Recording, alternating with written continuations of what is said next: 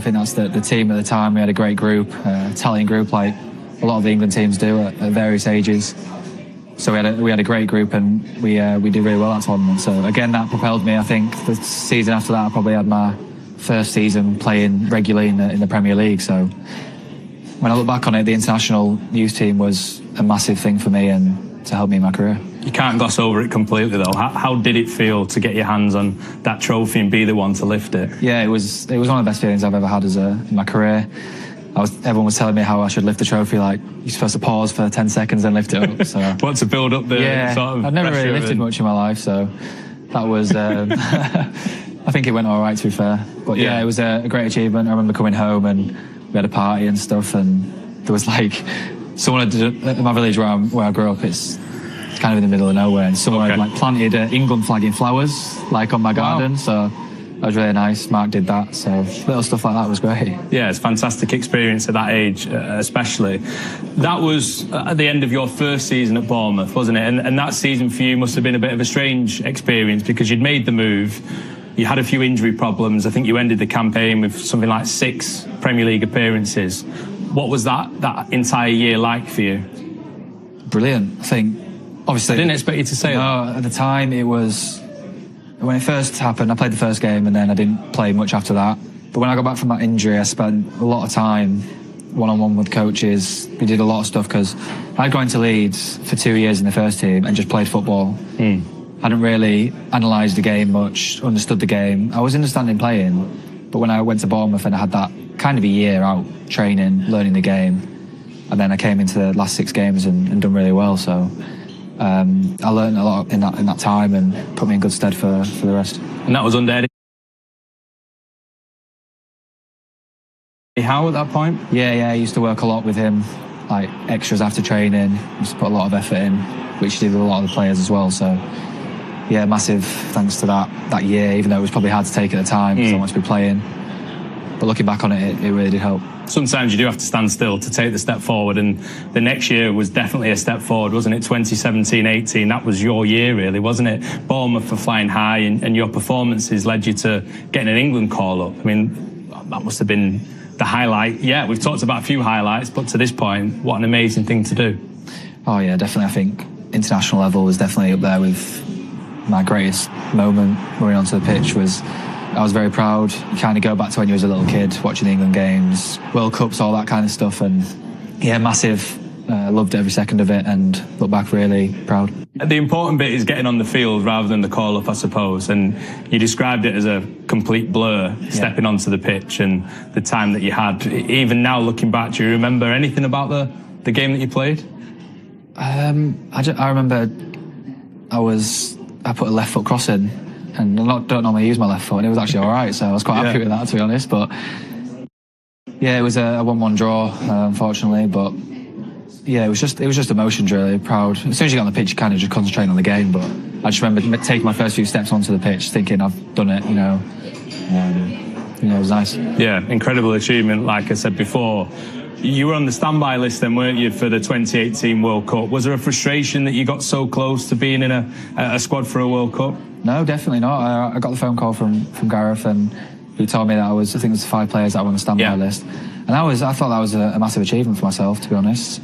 I had to go to, I think it was the Russian embassy at the time and get a little thing on my passport just in case. I still look at that now and I have quite fond memories of it, to be honest. Yeah, typical of you at that time as well.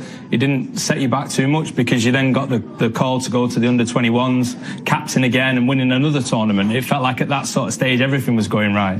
Yeah, again, we had such a strong team. Every team I've been in England, we've been really good. It's a good age group then, yeah? I think all the age groups at the moment are really good, The coaches there are top as well, and yeah, we worked hard and got the win there as well, and it's always good to win at international level, like any level. And like I say, everything's going well, and then you get to late December 2018 and you have your first major injury. You do your ACL. What was that like? Well, there was just a ball in the middle of the pitch and I kind of turned and tripped a guy up by accident. He fell over, broke his collarbone, and my knee kind of went numb. Didn't feel it for like 5-10 seconds, and then stood up, carried on for the rest of the game. A few twinges here and there, and it wasn't too bad. I think I played all right. And then, the next day we went in and we had to go for a scan and they said they think I might have been my ACL. So, yeah, that was a crazy, crazy moment. You must have been gutted. I probably didn't realise what I'd done until after the operation, to be honest. Because it didn't feel too bad. And I knew that was me done for a long time. And I don't know how, but I kind of switched quite quickly into, I'm just going to throw everything I've got at the rehab and try and get back. But yeah, it was a massive blow. Obviously a few tears and that, but after you've got over it, you can really focus. 9 months. Did you expect it to take that long, or was it just sort of day after day, week by week, month by month, and all of a sudden that's the length of time that you're out for? No, I knew it was going to be minimum 9 months. I knew at the start. Minimum? We were going to take that because I was young. I didn't want to try and rush it back too quick and get another setback. So yeah, I knew it was going to be that long, and by the end of it, I was feeling great. And yeah, it was a tough road and something I look back on with, again, probably proud because it's hard to get back and obviously struggles, but a good mentality. How did it feel playing again after that? Yeah, amazing. I feel like when you get back from a big injury like that, you don't feel the same straight away. No. But the first game back, I felt really good. I think the adrenaline was high, and I remember coming off the pitch very happy. And unfortunately, I didn't start the next game though. They wouldn't let me start the next game. Not long after that, Bournemouth suffered relegation from the Premier League, and it was during that sort of lockdown Project Restart phase of the Premier League. It must have been a bizarre, sort of surreal experience to go through something like that with no one inside the stadiums. Yeah, it was a weird time to play football. I feel like I played a lot of games England youth where it was behind closed doors. Okay, yeah. So I'd probably played a lot like that, whereas a lot of the other lads won't have. But yeah, it was strange just hearing, when you watch it back, you can hear everyone shouting on the pitch and things, no fans, but it wasn't the same. As a reporter, it was fascinating to hear everyone shouting at each other, but I guess for a player, it's a totally different thing, you know? Yeah, it was, I think the fans are a massive part of football, and it just wasn't the same. You get to this level of football and you want to be at the big stadiums with the fans chanting your name and things, so that was very missed from everyone, and yeah, unfortunately it wasn't the best season for us, so we had to work hard to get back. How did it feel for you to be back in the Championship? Yeah, I enjoyed it. It was two games a week, so my knee was feeling good, so I could probably crack on and try and get as many games under my belt because I'd missed quite a bit. So yeah, it was a tough league, but it's enjoyable at the same time. You mentioned that your knee was feeling good because out of nowhere the ACL went again, didn't it? Yeah, it was just it was Preston away. You remember this one?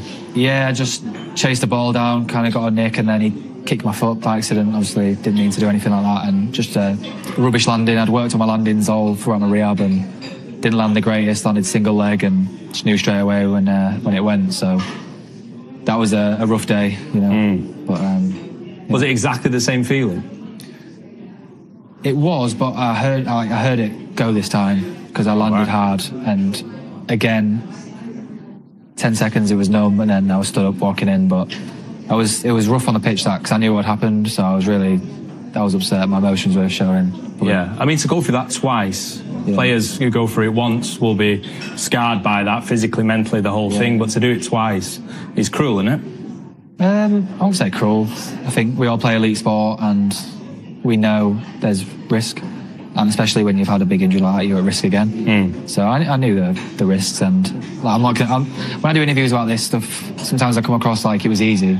It really wasn't easy. It was the hardest thing I've ever had to do. But I look back on it again, and again I'm just proud to say that I've done it again the second time and come back. So is it the way you've processed it that makes you sound like it was easy, do you think? I think so, yeah. The second time I did it, I knew what the rehab was going to be like, so I could really attack it a little bit harder, and I'll get these pains here and there, but I knew it was fine. And I would say I probably feel better now than I did when I came back from the first.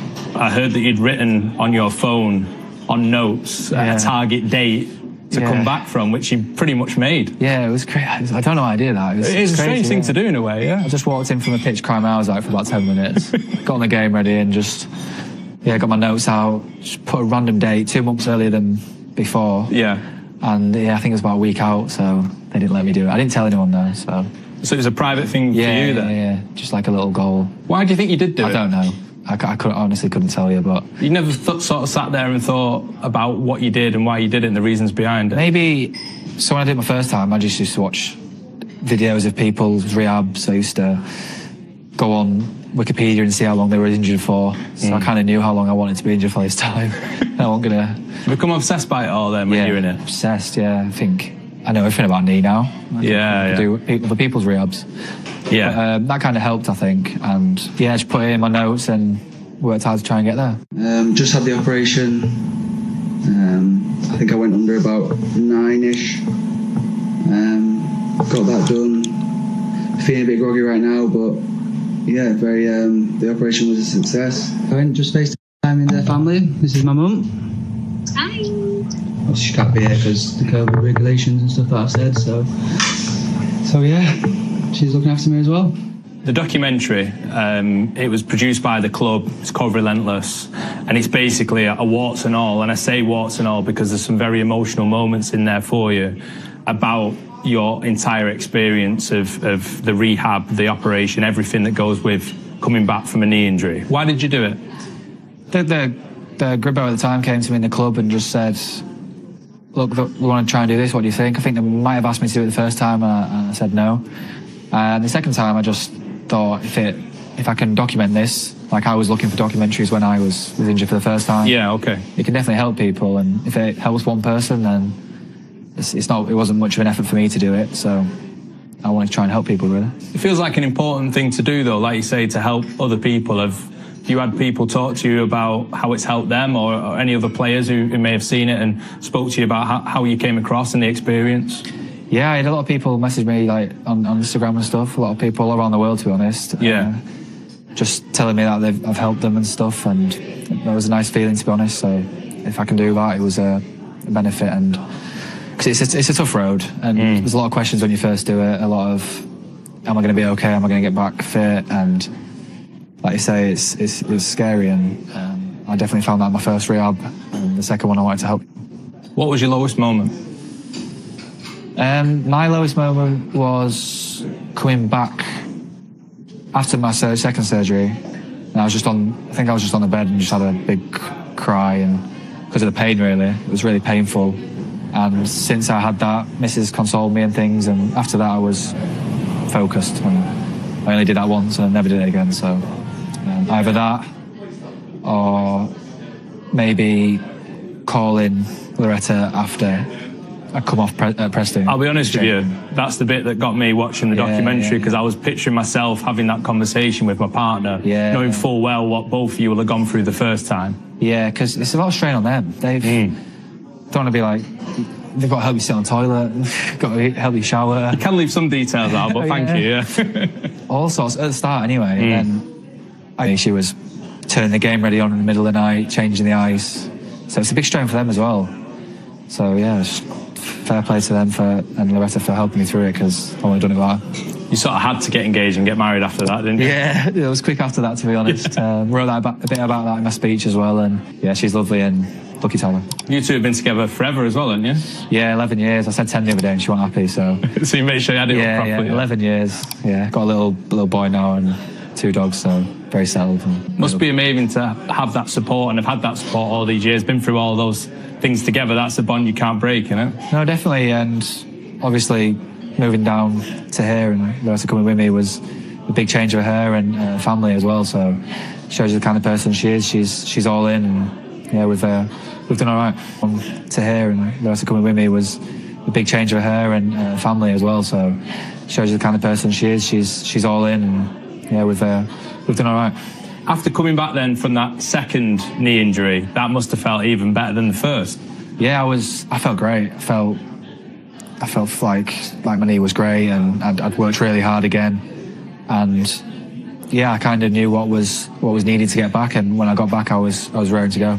Bournemouth back in the Premier League as well. It must have been an incredibly satisfying thing to stay up so comfortably last season, given the way that everyone seems to just write Bournemouth off before a ball was even kicked.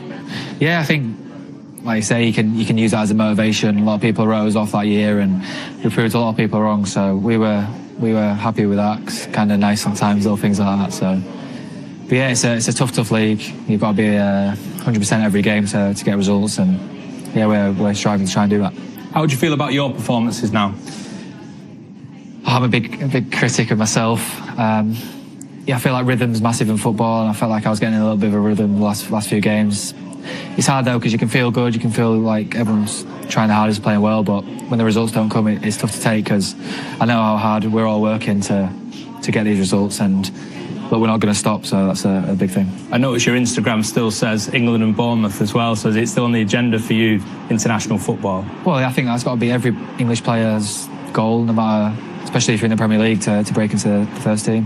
Don't really use Instagram that much anymore. I don't think I've posted on there for a long time, so maybe I should take that off to try and a bit more motivation to get back in there. But look, I've just got to definitely focus on myself and to make sure I'm just trying to perform week in, week out, because consistency is really hard, and you definitely need that to get in there. I guess whatever inspires you to get back there, you've certainly got the determination to do it, I'm sure. A determination not to be a one-cap wonder, I guess, as well, which is a label that's easy for people to sort of put on you. Yeah, definitely. I think it's not the worst label in the world. Not many have got even one, in fairness. No, so... no, like I say, I look back on that proud, but obviously it makes you hungry for more, and I'm going to focus. I've always said you've got to focus on your club first, because it's going well there and good things happen. So did about that. I mean, I saw your quotes after it. You took full responsibility, but yeah, I think moment of madness. I think doesn't seem like you. It's not, you know. Obviously, I like running around, maybe kicking a few people, a few big tackles and stuff. But I never really did grow up in Leeds. Yeah, I don't really like what's the word? Stuff like that, like aggression and stuff off the ball. I'm not too big fan of that, but I guess anyone can make a mistake. I think people in normal jobs and 9 to 5s will definitely make mistakes and things like that. So it was a moment of madness, and it was probably one of my lowest moments. Really? Yeah. Why? Just more embarrassed for the team, to be honest, because I know how hard everyone works, and when you do something like that and you don't feel like it's in your nature, you kind of regret it and you feel a bit You've let yourself down almost. And the team mainly. Yeah. Because I know how hard everyone works, and when you do something like that and you don't feel like it's in your nature, you kind of regret it and you feel a bit You've let yourself down almost. And the team mainly. Yeah. And yeah, I really struggled for a few days after. But I feel like in them moments, the lowest, you definitely learn a lot. So in them things, you just got to own it, make sure you learn from it, and try and put it right. What's on the horizon then for you this season in your head? What's your focus? I just want to play football. You know, I've missed a lot of football in my career, and I just want us to finish as high in the table as we can, and yeah, work hard. Thank you, Lewis. No worries. It's been a real pleasure to do it. Thank you. Thank Cheers. you.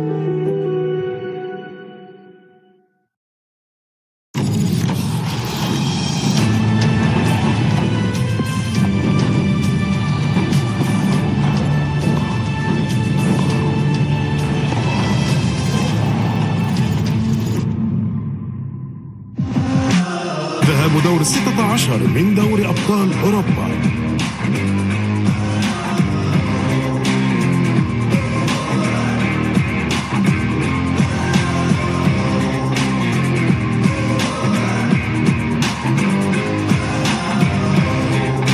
اليوم حصريا على قنوات بي سبورتس.